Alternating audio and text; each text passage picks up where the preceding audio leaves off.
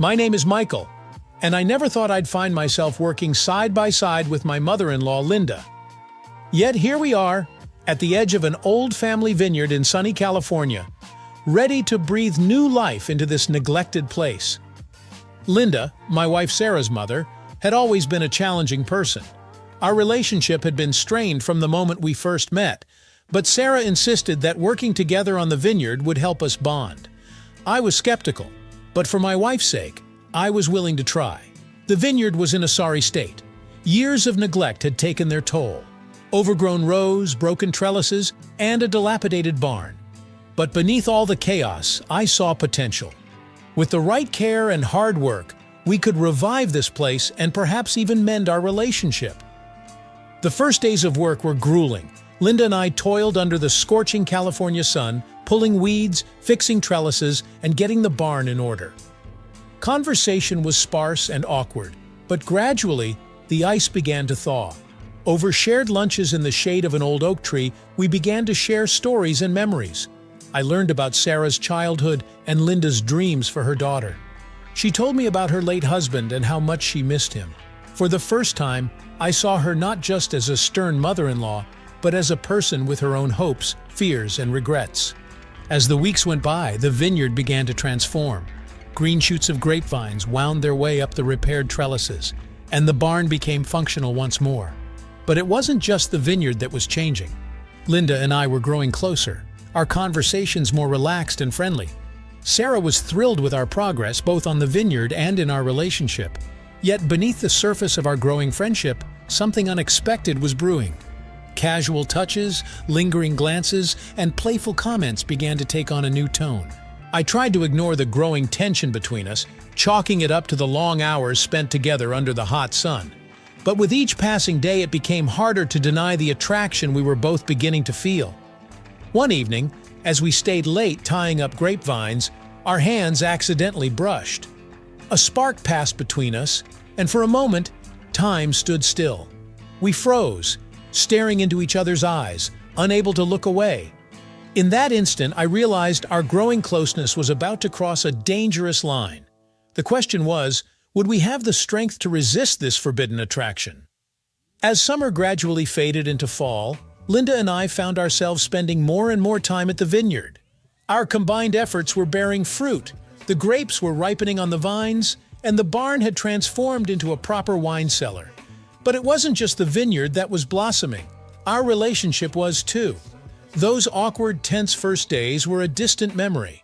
Now we eagerly anticipated our morning meetings over coffee, discussing the day's plans and sharing stories from our lives. Linda told me about her youth, her travels through Europe, and her passion for art. I shared my dreams of writing and of building a life with Sarah. Our work at the vineyard became a sort of dance. We moved in unison, anticipating each other's needs without words.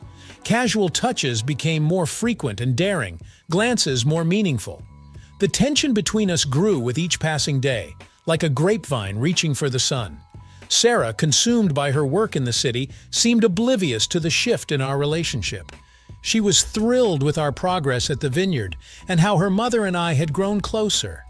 I felt a pang of guilt for my growing feelings for Linda, but I couldn't bring myself to pull away. One day, as we were working late, a sudden downpour caught us by surprise. We took shelter in the barn, laughing and shaking off the rain. In the dim light of the single bulb, our eyes met, and the laughter faded. The air between us crackled with tension, and I felt an overwhelming urge to touch her, to kiss her. As if reading my thoughts, Linda stepped forward, closing the distance between us. Her hand slid up my chest and I held my breath. "We shouldn't," I whispered, but my words sounded unconvincing even to my own ears. She smiled, a mischievous glint in her eye. "But we want to," she whispered back. In that moment, the last of my self-control crumbled. I pulled her to me, our lips meeting in a passionate kiss. Hands explored, clothes fell to the floor, and we lost ourselves in a whirlwind of forbidden desire. On the hard wooden floor of the barn, to the accompaniment of the rain and rumbling thunder, we made love with a desperate, frenzied passion. Later, lying in each other's arms, we were silent, stunned by what had transpired. The reality of our actions began to sink in, along with guilt and fear of the consequences. We agreed it couldn't happen again, that it was a one-time mistake. But even then, deep down, we both knew it was only the beginning. After that night in the barn, Linda and I tried to act as if nothing had happened. We threw ourselves into work at the vineyard, attempting to ignore the growing tension between us. But stolen glances and accidental touches told a different story. Beneath the surface, barely restrained emotions were simmering. Our secret meetings began almost by accident, lingering late at the vineyard, a stolen kiss in the shadows of the barn, a walk in the nearby woods that turned into something more. Each time we swore it would be the last, that we had to put an end to this madness. But our attraction to each other was too strong to resist. I was torn between guilt and passion. I loved Sarah. She was my wife and the center of my world. But with Linda, I felt a connection I couldn't explain, as if she understood parts of me I didn't even know existed. Our trysts were filled with passion and desperation, as if we were trying to steal every moment we could from fate, knowing it couldn't last forever. Sarah began to notice changes in my behavior. I became more distracted, often staying late at the vineyard and avoiding her questions about how the work was progressing. She joked that I was spending more time with her mother than with her, not realizing how close she was to the truth. Linda seemed to struggle less with guilt over our affair. She said life was too short to deny ourselves what made us happy, that sometimes you had to take risks for love. I wanted to share her confidence, but I couldn't shake the feeling that we were balancing on the edge of a precipice. Our liaisons became more reckless. Stolen moments in the vineyard, secret meetings at a hotel in the next town over. It was as if we were daring fate to catch us.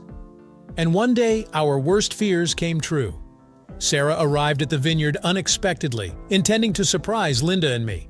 Instead, she found us together in the barn, locked in an embrace. Shock, pain, and fury mingled in her eyes. She turned and ran before we could say a word, slamming the door with such force that the walls shook. Linda and I broke apart, breathing heavily, caught off guard and awash with guilt. The reality of our actions had finally caught up with us, and we knew we had to face the consequences. With heavy hearts, we left the vineyard and headed home, knowing the most difficult conversation of our lives awaited us. The drive home felt like a march to the gallows. Linda was uncharacteristically quiet, staring out the car window with an unreadable expression. My head was buzzing with thoughts and guilt as I tried to find the words to explain our behavior. When we entered the house, Sarah was waiting for us in the living room, sitting on the couch with a glass of wine in her hand. Her eyes were red and puffy from crying, but they burned with anger. She looked at us and shook her head, unable to find the words. "How could you?" she finally said, looking at Linda. "My own mother, I trusted you." Her voice trembled with emotion, and I felt the stab of guilt even more acutely. "Sarah, I'm so sorry," Linda began, but Sarah cut her off with a wave of her hand. "Don't. I don't want to hear your excuses. I want the truth. How long has this been going on?" Her gaze darted between us, waiting for an answer. I sighed, realizing it was time to come clean. "A few months," I said quietly. "It just happened. We didn't plan it, but..." "But what? You couldn't resist," Sarah snapped. "You decided your desires were more important than our marriage, our family?" "No, of course not," I argued, taking a step towards her. "I love you, Sarah. I never wanted to hurt you. I'm so sorry." To my surprise, Linda laughed. A cold, harsh laugh that sent shivers down my spine. "Oh, stop it, Michael.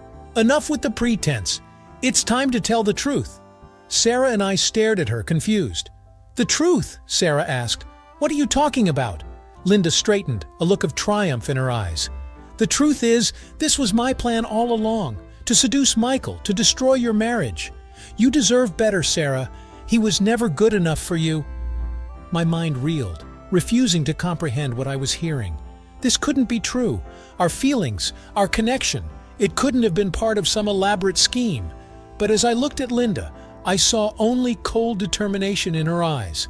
Sarah was stunned, her eyes filling with tears. "How could you?" she whispered. "I thought you loved me, Mom. How could you manipulate and betray me like this?" Linda shrugged, seemingly unperturbed.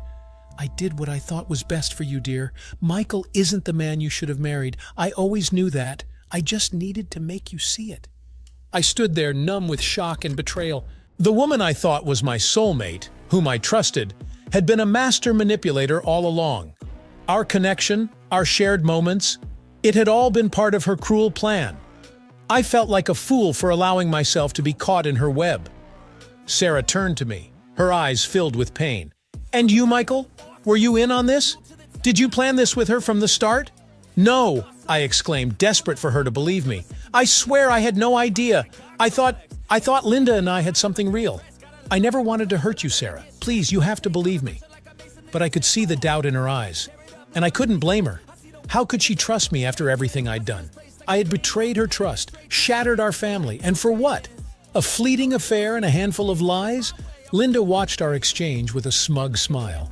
"Well, I suppose my work here is done. See you around, dear." She turned to leave, but Sarah stopped her. "No, Mom, you don't get to just walk away after what you've done. I can't forgive you. Not now, maybe not ever. You've destroyed our relationship, our family. And for what? Some twisted revenge?" Sarah's voice shook with emotion. Linda merely shrugged. "Call it what you will. I did what I had to do. I hope one day you'll understand. Goodbye, Sarah. Good luck." With those words, she walked out the door, leaving our shattered family behind. The aftermath of the revelation was as devastating as the lie itself. Sarah couldn't forgive me for my betrayal, and I couldn't forgive myself for falling prey to Linda's manipulations. Our marriage, once seemingly unbreakable, crumbled under the weight of secrets and deception. The divorce was a painful but necessary process.